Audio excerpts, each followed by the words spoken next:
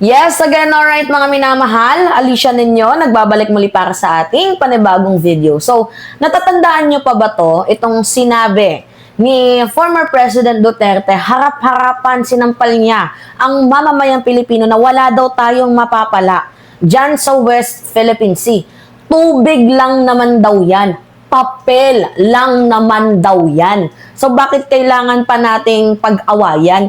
Really? Mga minamahal, natatandaan nyo to, papanood ko muna sa inyo yung video para magkaroon tayo ng recap kasi talagang dapat araw-araw hindi natin kalimutan yung issue dito nga po sa West Philippine Sea kung paano tayo binabalahura, kung paano tayo binabastos, 'di ba? Kung paano tayo iniinsulto. Diba? Kaya kailangan, hindi naman natin kailangan ng gera dito eh. Ang kailangan lang natin dito, marinig yung boses natin. Walang gusto ng gera, to be honest, mga minamahal.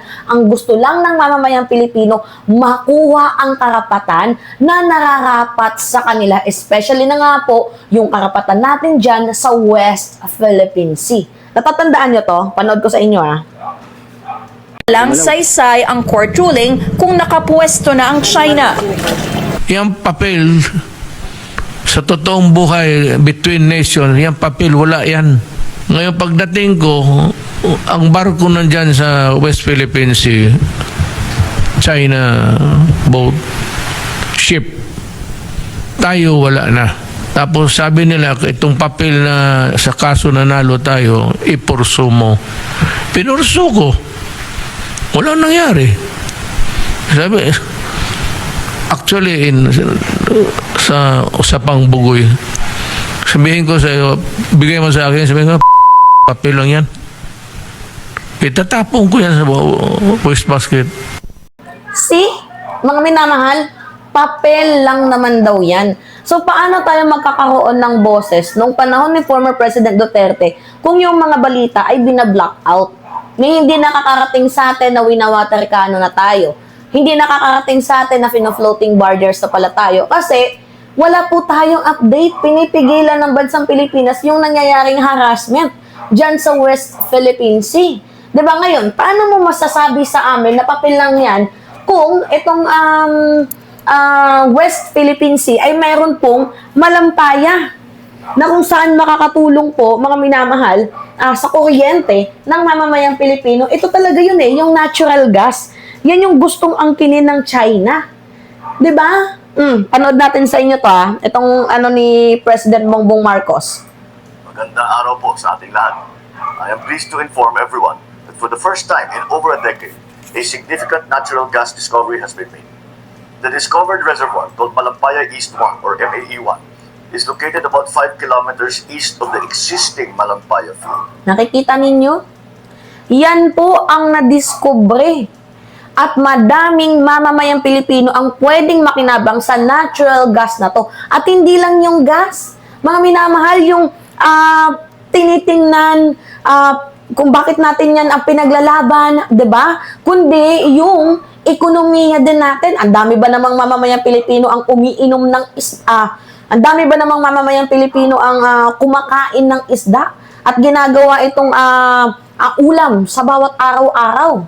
'Di ba? No, continue tayo mga minamahal.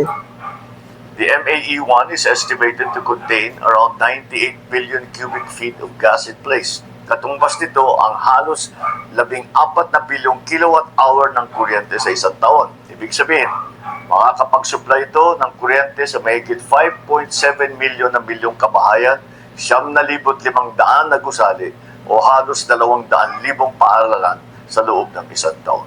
This helps Malampaya's contribution and strengthens our domestic gas supply for many years to come. Initial testing showed that the well flowed at 60 million cubic feet per day. This indicates that the well has the potential to produce even more, confirming it is a high productivity resource comparable to the original Malampaya wells. Aside from the natural gas, the discovery also includes condensate, which is a high-value liquid fuel. This additional resource can help support the government's efforts for the stabilization of our power supply. Pinagmamalaki rin natin. Okay. Nakukuha niyo yung punto natin dito? Tapos sasabihin ng mga senador, oo, yung hindi po mirma doon nga po sa resolution na baka daw pwedeng magkaayos pa, idaan daw po sa usapan. Di ba yan yung sabi ni Robin Padilla, mga minamahal? I-search nga natin, oh. Sinabi yan ni Robin Padilla na pwede naman daw po lahat madaan sa usapan. Pakita ko sa inyo. Pinagtawanan nga siya eh. Tapos sasabihin pa sa atin ni Robin Padilla na kung hindi daw tayo bastos, hindi daw tayo mababastos. Diba? Tayo daw yung nangunguna. Pinagtanggol pa ni Robin Padilla ang China. Ito, pakita ko sa inyo mga minamahal. Nasa na ba tong literatong to? Na kung saan talagang pinuksa itong kandidato ata to ng China. Ito, sinabi ni Robin Padilla. Tingnan nyo mga minamahal. Sabi niya dyan, may mga pagkakataon na pwedeng madaan sa usapan. Yan yung sabi ni Senator Robin Hood Padilla. Pwede daw pong idaan sa usapan. Bakit nakikiusap tayo na huwag tayong ibuli? Nakikiusap tayo na sana man lang respeto. 'Di ba yung desisyon ng UNCLOS? Respeto ang West Philippines, respeto yung mga mangingisda, respeto ang mamamayang Pilipino, respeto tayo. Pero hindi man lang nila magawa-gawa. Kasi tingnan nyo yung Facebook page ng Chinese Embassy. Chinese Embassy. Embassy Manila. Tingnan nyo mga minamahal kung paano binabastos, 'di ba? Ang ating mga senador, tingnan ninyo. Pakita ko sa inyo. Wait lang mga minamahal. Tingnan nyo. See? Wait lang. Post po yan. Ito. Nasa na ba to? Pakita ko sa inyo. Post po yan ng Chinese Embassy. Na binabastos yung 15 senador na kinundi na. Ito nga pong ginagawang kritisismo sa atin ng China. Alam nyo kung ano yung sabi ba naman ng Chinese Embassy Manila? Sabi ba naman dito, egos do not make a claim true. What matter is whether the argument stand up to scrutiny, not how many voice repeated it. So napapansin nyo dito mga minamahal na bukod kay Jay Tariela, tinira na din itong 15 senador. Actually, meron silang pinupronterya dyan mga minamahal. Itong si, tawag dito, itong si Erwin Tulfo, nakikita naman ninyo, di ba? Pinost ng Chinese Embassy. Yan post po yan ng Chinese Embassy. Bukod po kay Erwin Tulfo, tinira din po dyan mga minamahal itong si Jay Tariela at itong si Senator Risa Ontiveros, pati nga din po itong political analyst na si Ronald Llamas. So hinahanapan nila ng butas, kumbaga sa madaling sabi na ang freedom of expression hindi naman dapat yan ginagawang way para mambastos tayo. Sino ba yung unang nambastos? Tingnan nyo si Jay Tariela. Diba? Pinost ng China. Diba? Chinese Embassy. Diba? Nakakaiya. Tapos susuportahan ng mga senador na to, itong China. Tapos sasabihin nyo, tubig lang yan. Diyos ko. Alright, mga minamahal kayo. Ano yung masasabi nyo dito? Anyway, it's me again, Alicia ninyo. Nagbabalik muli para sa ating panibagong video. Pahingi lang ako ng comments, likes, and share.